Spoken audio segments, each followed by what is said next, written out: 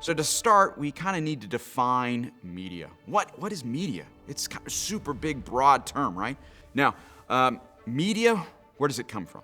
Well, the evolution of media can be traced throughout history, and hopefully it prompts us to ask some really important questions. Is media good? Is it bad? Or quite frankly, does it even matter?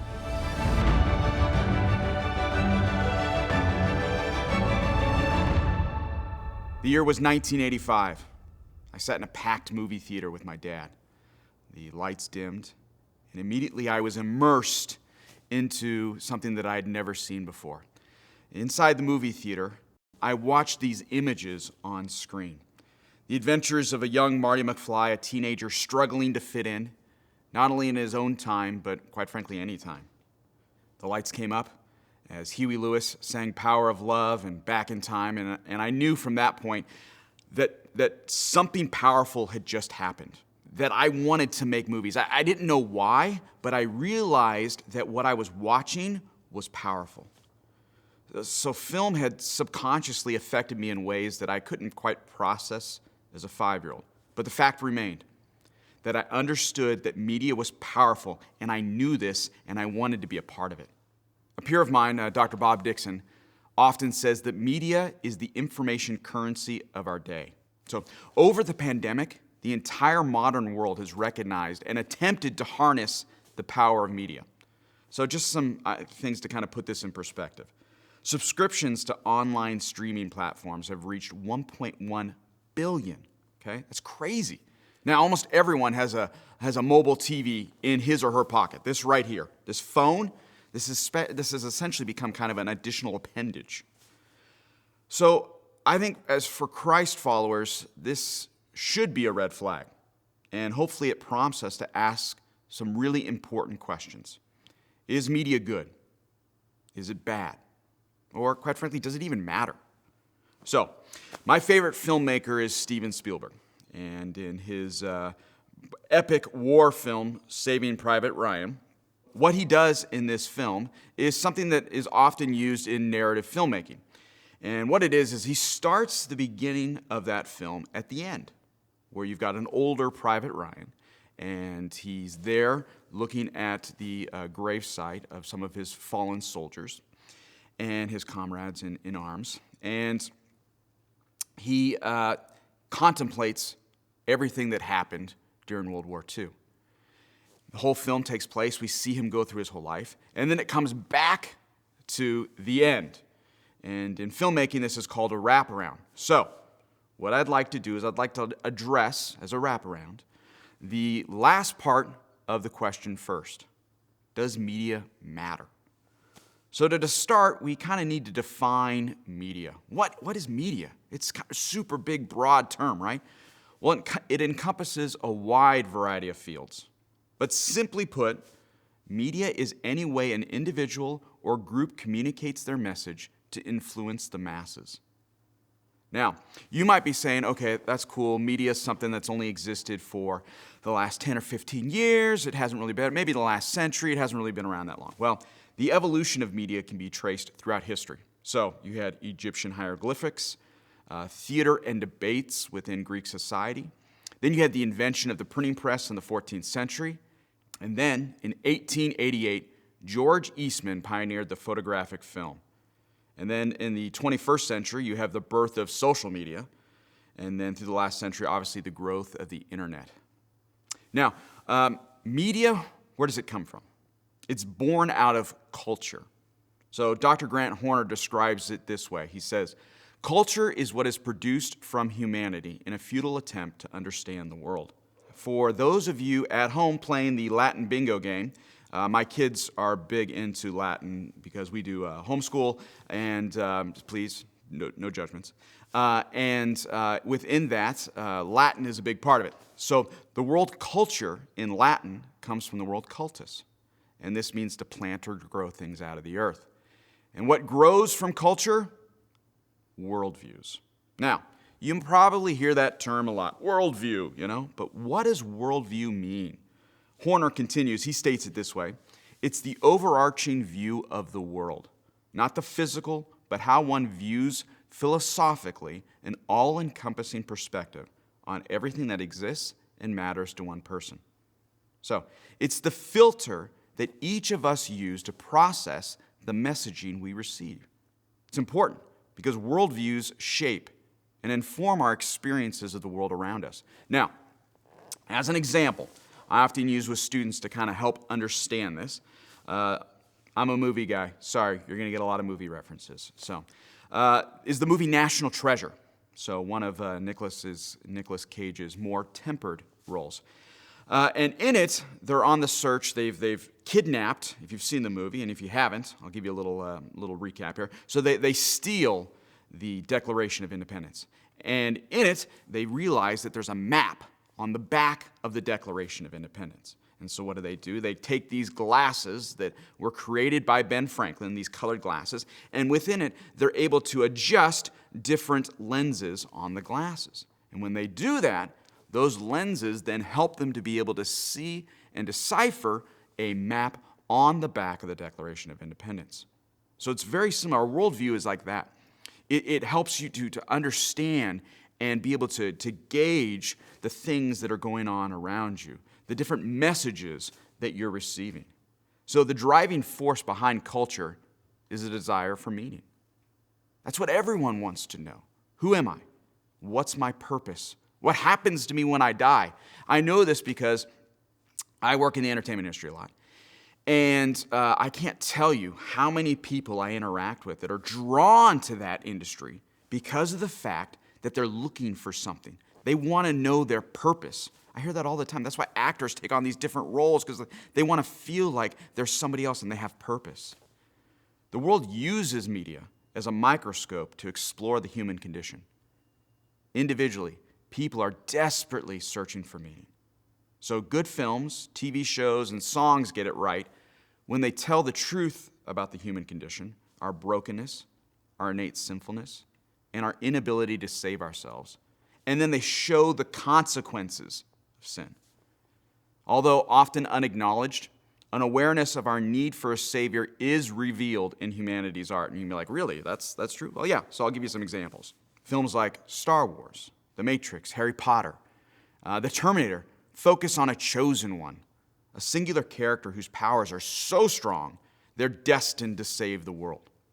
The superhero genre, currently the most popular in cinema, is littered with Christ allegory, which is ironic considering most of the filmmakers who produce the pictures have made themselves idols before the Lord.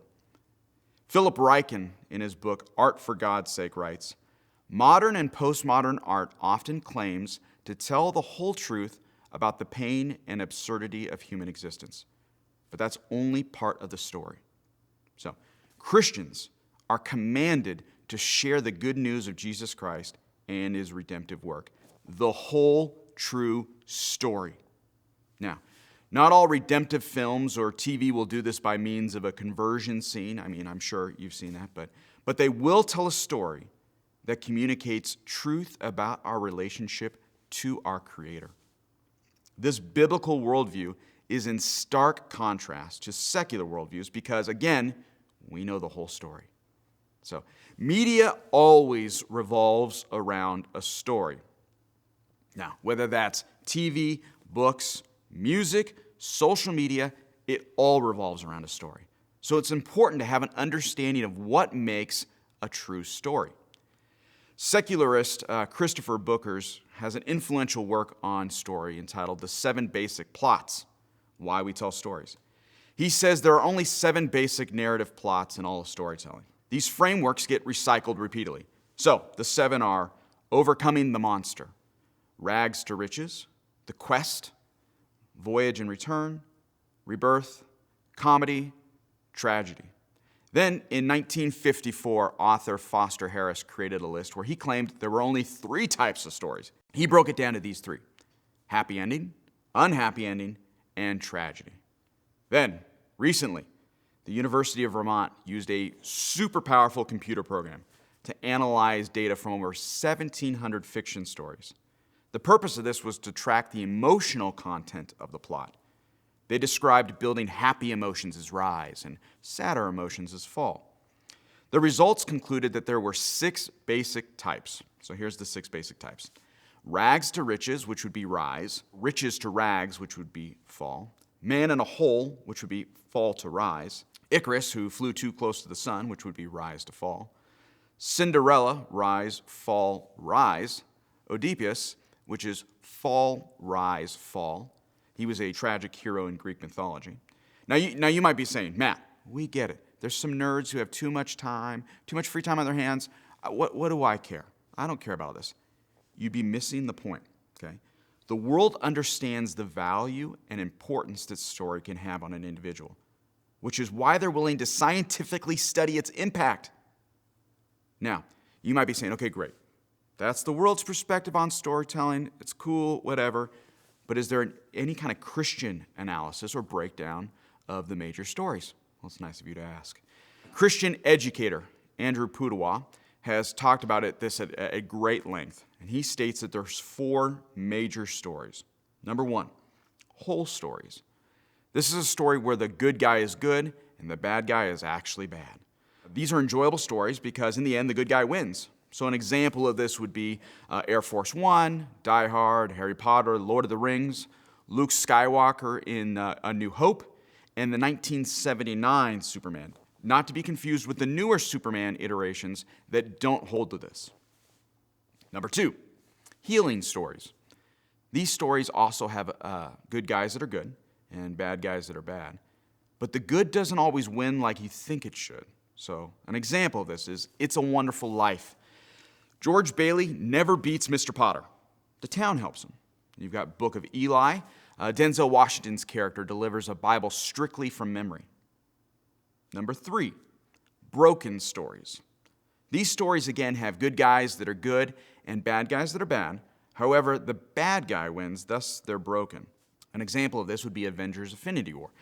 So, one thing to remember about broken stories is that they can be wonderful examples for teaching. And unlike the next example, which is twisted stories, broken stories are often well worth reading. Matter of fact, Scripture contains many examples of this type of story. Number 4, twisted stories. These stories portray good as bad, evil, or stupid, and evil is portrayed as cool.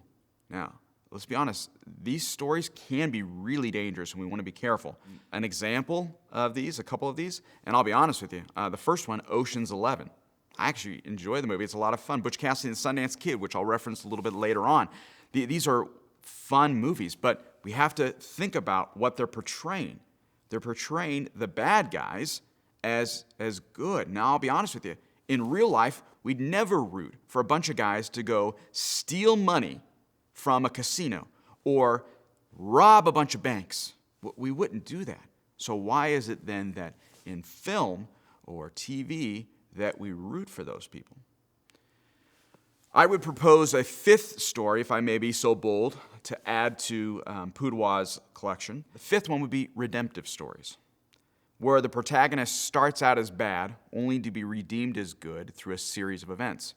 So an example of this is Despicable Me, where Gru starts out as a bad guy and then becomes a good guy as he adopts these 3 cute little girls. A Christmas Carol, which is a wonderful example. The Grinch, Lilo and Stitch, and of course, who could forget the T-Rex in Jurassic Park? When used properly, media can be an effective tool in persuading and influencing an audience. In all forms of art, the goal is to establish an emotional connection with the audience. In a fallen world, however, media can easily be used to manipulate its audience.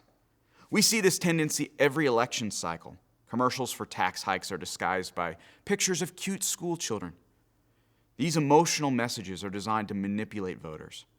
The difference between persuasion and manipulation is simple. It boils down to one word, and that's truth. So, if media withholds or exaggerates the truth, it's no longer being truthful. Francis Schaeffer said, "No work of art is more important than the Christian's life." And every Christian is called to be an artist in this sense. The Christian's life is to be a thing of truth and also a thing of beauty in the midst of a lost and despairing world. Media matters because it has influence. It shapes ideas, changes minds, and moves people to action for either good or for evil.